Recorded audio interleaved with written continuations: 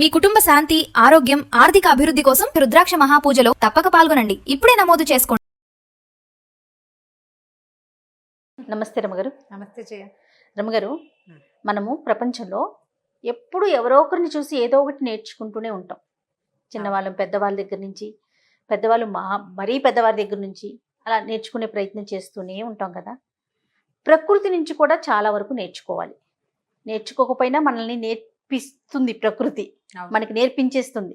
అలానే ప్రకృతిలో ఉండే జంతువులు, పక్షులు, వీటి నుంచి కూడా మనం ఏమైనా నేర్చుకోవాల్సిన అవసరం ఉంటుందంటారా? చాలా ఉంటుంది. పిల్లలు నేర్చుకుంటారు జయ. మొట్టమొదట మనని చూసి పెద్దవాళ్ళని చూసి పిల్లలు నేర్చుకుంటారు. మనం కూడా ఏంటంటే మనం ఎవరినైనా బాగా మనకి ఆదర్శంగా కనపడిన వ్యక్తులు, గురువుల నుంచి మన అక్కయ్యలు, మన అన్నయ్యలు, మన బాస్లు, తర్వాత మనకి చాలా చక్కగా సక్సెస్ అయ్యారు, వీళ్ళ తాలూకు ఈ అలవాట్లు, ఈ మేనరిజమ్స్, ఈ పద్ధతులు చాలా మంచివి, దానివల్లే వాళ్ళు సక్సెస్ అయ్యారనో ఏదో ఒకటి కాపీ చేస్తాం, నేర్చుకుంటాం. దీన్ని ఇమిటేషన్ అనొచ్చు, కాపీ చేయటం అనొచ్చు. మంచి చక్కటి భాష అయితే నేర్చుకోవడం. అయితే ప్రకృతి నుంచి కూడా నేర్చుకోవాలి మనం కదా. ప్రకృతిలో మనతో పాటుగా జంతుజాలం ఎన్ని రకాల జంతువులు ఉన్నాయి. చాణక్యుడు ఒక అద్భుతమైన సంగతి చెప్తాడు జయ. ప్రపంచంలో మన చుట్టూతో ఉన్న జంతువుల నుంచి మనం నేర్చుకోవాలి అని. ఒక్కొక్క జంతువుకి ఒక్కొక్క ప్రత్యేకమైన జీవ లక్షణం ఉంటుంది. ఆయన చెప్పిన జంతువుల లిస్టు వింటే ఆశ్చర్యపోతావు నువ్వు. సింహం నుంచి నేర్చుకోవాలి, మనం నేర్చుకోవాలి.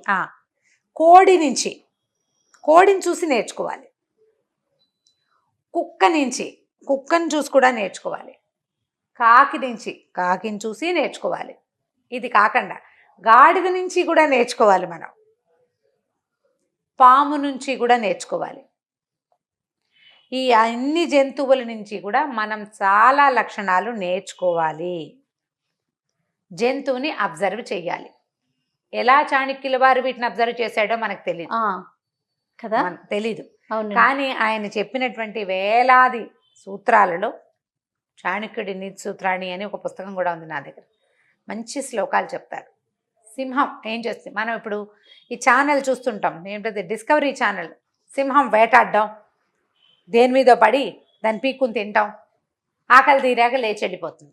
అవును, సింహం పర్ఫెక్ట్గా ప్లాన్ చేస్తుంది.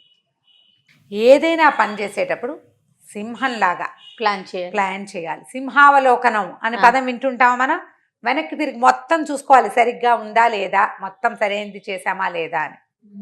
ఎంత చిన్న జంతువుని వేటాడినా, ఎంత పెద్ద జంతువుని వేటాడినా ఒకటే రకమైన ప్లానింగ్ చేస్తుంది సింహం. చిన్నదైనా పెద్దదైనా సేమ్ ఫోకస్ కావాలి పని మీద, సేమ్ ఫోకస్. రెండోది, ఆ దభించిన ఆహారాన్ని దేన్నైతే అది చంపేస్తుందో తిన్నాక తన పొట్ట నిండాకి ఇక తిందు, వేరే జంతువులకు వదిలిపెడుతుంది. ఇంకో జంతువుని దగ్గరికి రానికపోవటం ఉండదు. ఆకలి తీరాక ఇంకా దానికోసం చూడదు. అది దాని ముందే తిరిగినా కూడా పట్టించుకోదంట. దాని ముందు కాదు, అది నోరు తెచ్చి కూర్చుంటే పక్షులు అన్నీ కలిసి ఆ పళ్ళల్లో ఉన్నవి కూడా తీసుకుని తింటాయి. అప్పుడు కూడా ఏం చేయదు, ఏమీ చేయదు. పక్షులు వాళ్తాయి దాని మీద. అవును. అది నోరు తెచ్చుకు పడుకున్నా పక్షుల మీద వాళ్ళని ఏమీ అందు, కసరదు కనీసం. ఆకలి వేస్తేనే వేటాడుతుంది. ఆకలి తీరాక ఇంకా ఆ జంతువుకేసి మిగిలిన మాంసం కోసం మళ్ళీ రాదు, మళ్ళీ ఫ్రెష్గా వేటాడుతుంది. ఆ సింహం చేసే ప్లానింగ్ ఉంది చూడు, అది మనం నేర్చుకోవాలి. ఎంత బాగా చెప్తుందో. కోడి పొద్దున్నే లేస్తుంది. దాని దగ్గర మనం నేర్చుకోవాల్సినది, నువ్వు ఎక్కడ తీసుకెళ్ళి పెట్టు వేకువజామునే లేస్తుంది. అది ఒకరొక అనకుండా ఉండదు. సూర్యుడి కంటే ముందు వస్తుంది. అవును, దాని దగ్గర నుంచి అది పొద్దున్నే లేచే గుణం. నువ్వు ఎక్కడ పడుకో, ఎవరింట్లో పడుకో, కొత్త చోటు కదండి, రాత్రంతా నిద్ర పట్టలేదు, తెల్లవారుజామునే కొంచెం కన్నంటుకుందని 8ంటికి లేస్తాం. అది కుదరదు.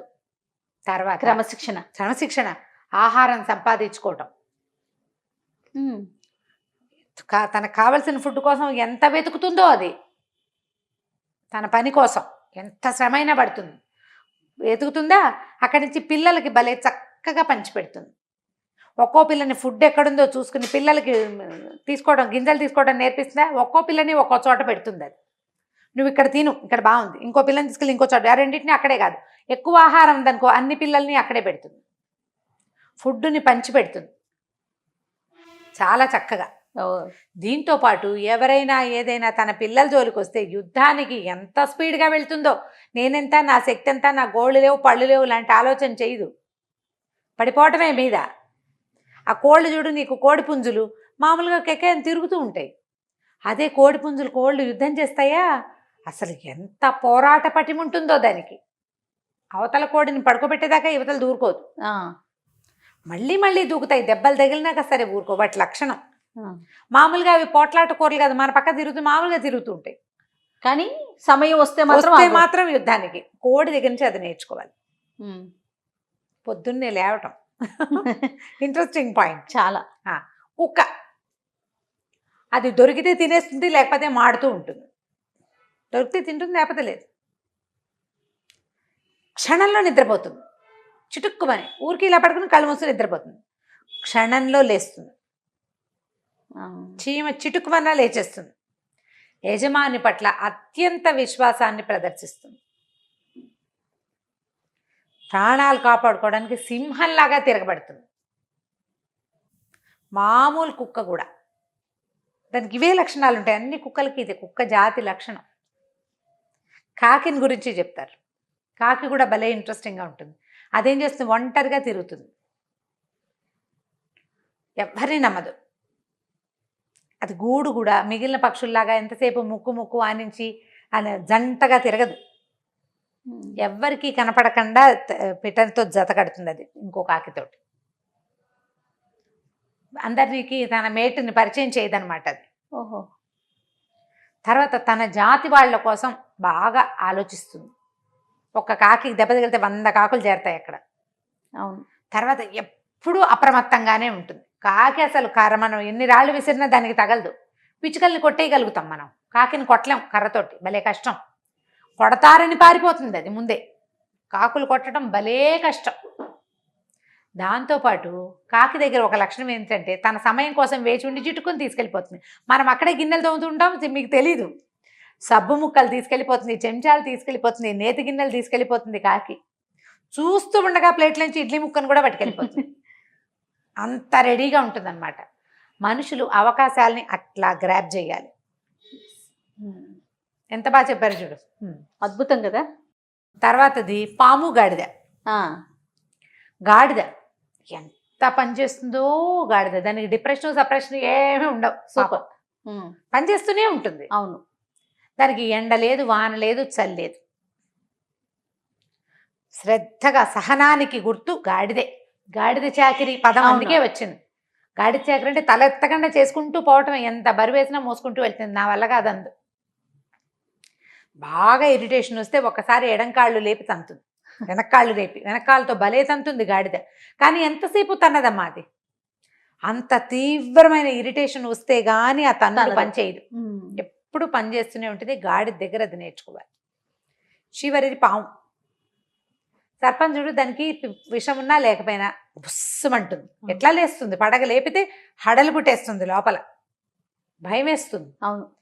నీకు శక్తి ఉన్నా లేకపోయినా కనీసం ఈ దర్పాన్ని చూపించైనా నువ్వు జాగ్రత్తగా ఉండాలి. నీ దగ్గర అంత పవర్ లేదు అయినా కూడా ఆ ఫెరోషియస్ థింగ్ని చూపించాలి. నువ్వు చూపించి పని చేయించుకోవాలి. అది పడగెత్తుతుంది కానీ కాటేయలేదు, దానికి విషం ఉండదు, చంపలేదు అదేమి. అన్ని పాములకి ఏమి ఉండవు కదా విషాలు. కానీ బుస కొట్టే గుణం, పడగెత్తే గుణం అన్ని పాములకి ఉంటుంది. విషం లేకపోయినా కూడా అట్లా భయానకంగా కనపడేటువంటి పడగెత్తే గుణం, అంటే అవసరమైనప్పుడు నీ మీదకి వస్తే, నీ అస్తిత్వాన్ని ప్రశ్నిస్తే, అవతల వాళ్ళ అధికారాలతోటి నిన్ను అణగదొక్కాలని ప్రయత్నిస్తే సర్పం బుసకొట్టినట్టుగా నువ్వు అట్లా బుసకొట్టి తాలెత్తి తప్పించుకో. సర్పం దగ్గర నుంచి ఇది నేర్చుకో. బా, ఎంత చక్కగా చెప్పారు అని మొత్తం ఫ్రేము చెప్పాడు చాణక్యుడు. ప్రతి ఈచ్ అండ్ ఎవ్రీథింగ్కి ఒక్కొక్క కథ చొప్పున చెప్పుకోవచ్చు మనం. ఈ పాయింట్స్ జ్ఞాపకం పెట్టుకోండి తప్పకుండా. మనకి అతి దుర్లభమైనది మానవ జన్మ. చాలా కష్టపడితే కానీ దొరకలా మనకి. జీవం ఉన్నన్నాళ్లే మనం. ఇట్లా ఏ సమస్య వచ్చినా సరే మనం పారిపోతాం, పలాయనవాదం చేస్తాం, డిప్రెస్ అయిపోయి అనారోగ్యాలు పాలవుతాం.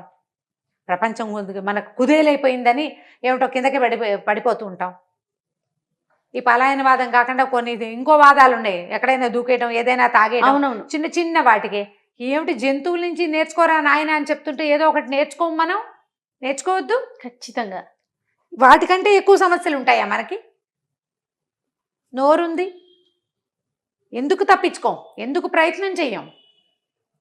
ప్రతిదానికి ఎందుకు లొంగిపోతాం? చావేనా పరిష్కారం? కాదు కదా.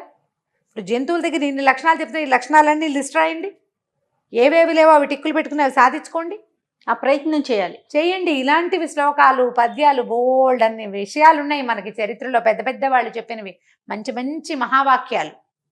వేదం చెప్పిన మహావాక్యాలే కాదు, మనకు మనకు మన ముందున మహానుభావులు బోల్డ్ అని చెప్పారు. అవును. బతకడానికి ప్రయత్నించండి, బతికేందుకు ప్రయత్నం చేయండి.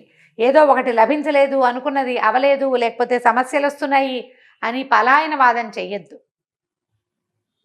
తిరగబడండి, వెనక్కి దాన్ని నిలబడడానికి ప్రయత్నం చేయండి. వీటిలో ఏదో ఒక దాని సహాయం తీసుకోండి. తప్పకుండా. నమస్తే. నమస్తే.